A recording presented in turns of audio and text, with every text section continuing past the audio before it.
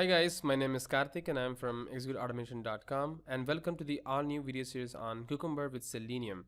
And in this video series, we'll be talking about Cucumber with Selenium in much greater detail. Because Cucumber and Selenium are altogether two different technologies, I have split this video series into two sections. In section 1, we'll be talking about Cucumber, and in section 2, we'll be talking about Cucumber with Selenium. So we'll be gelling the Selenium with Cucumber.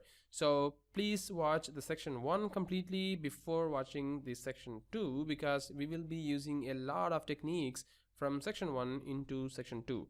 Alright, so let's see what is there in part 1. So in part 1 we're talking about an introduction to Cucumber. So it's going to be a very high level on what Cucumber is and what BDD is and how to work with Cucumber and what are the different kinds of tools and techniques available in Cucumber as compared to other different tools available. Alright, so let's get started. So starting from this video series in Execute Automation channel, we will be adding this particular slide. It's a environment concern just initiated in myself to help the environment altogether. So I will be adding this particular slide for all these videos in upcoming videos of this video series in Execute Automation channel. So please be with me and please help to save the tree, water and energy to protect our motherly earth so that it can be used not just by us and also for our future generations or maybe in our future incarnations if you believe on that. Alright, so let's get started. Introduction. BDD, or otherwise called as behavioral driven development, is based on test driven development and it aims to bridge the gap between business analysts and developers. So BDD not only bridges the gap between business analysts and developers, but also between the manual QA with the automation testers who write the BDD implementations, which is nothing but the step definitions.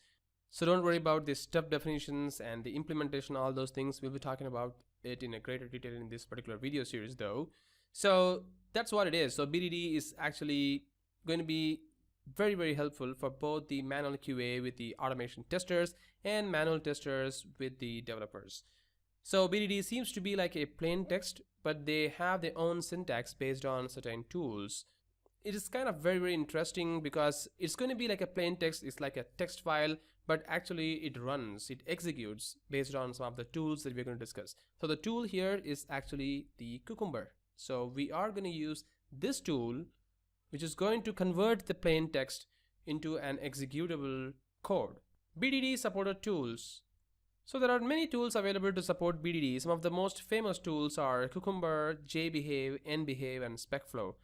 And the SpecFlow and Cucumber, this is kind of very prevalently used tools in these days because SpecFlow is a tool for C# people who just use the SpecFlow for writing the behavioral driven development based code, and Cucumber is the tool which is being used across the developers from the Ruby background and from the Java background and the Perl and Python background.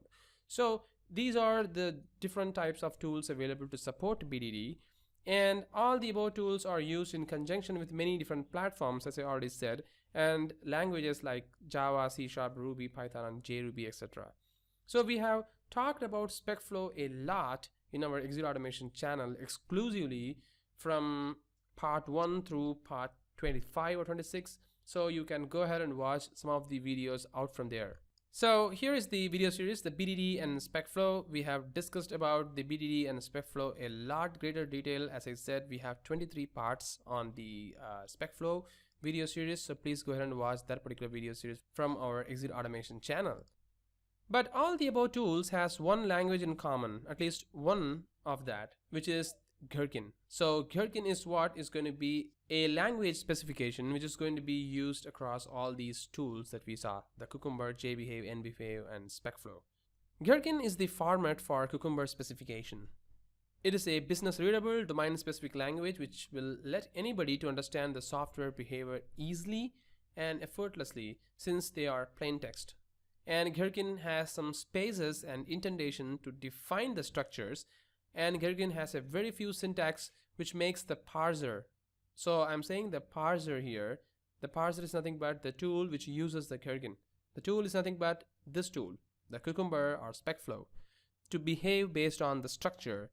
And the syntax of Gherkin is very simple and or pretty readable as plain text. So the syntax, as I said, is going to look something like this. The Gherkin syntax will have features, background, scenario, given, when, then, and, but, scenario outline, example, scenario templates. And now, this is the only language syntax that you will be learning from this particular section, the Cucumber section of this video series. Only 11 different syntax is there in the Cucumber to perform the operation. And there is no more syntax in Gherkin basically. So as I already said, it is just a plain text, and we will be writing the code on the plain text to perform the operation. So if it is still kind of messy, if you don't really get what I'm saying, please hold tight. We will be discussing about a lot in a couple of videos in this video series. So the syntax of the Gherkin is going to look something like this. It will have a feature, as I already said. It will have a name of the feature, and it will have a description, and it will have a scenario with a description saying test user form page. And there will be steps like, and I enter username and password, and there is some kind of table structure there, so don't worry about it yet. We'll be discussing about them a lot. And I click the login button and I enter the user details, and I click the save button. Then I see if the user button details are saved. So it seems to be like a very plain text, right? But it actually executes if you hook the step definition for this particular feature file. And once again, step definition is something which we will be discussing about it a lot in our upcoming videos of this video series. All right.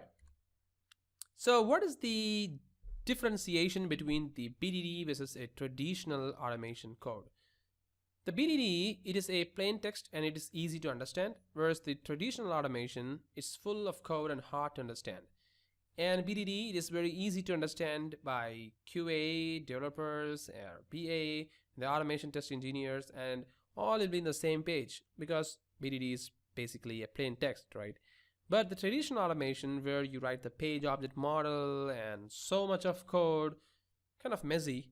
It can be understood only by the automation test engineers or some developers, but not by the BA for sure, and also the manual test engineers. So that's very hard. And since it's plain text format, BDD can be shared even to stakeholders, which is impossible in traditional automation. And BDD, as I said, it has totally 11 syntax, so it's very easy to implement and learn, whereas traditional automation, you require much knowledge while designing it. So as that said, guys, let's discuss Cucumber a lot more detail from the next video of this video series. And once again, thank you very much for watching this video and have a great day.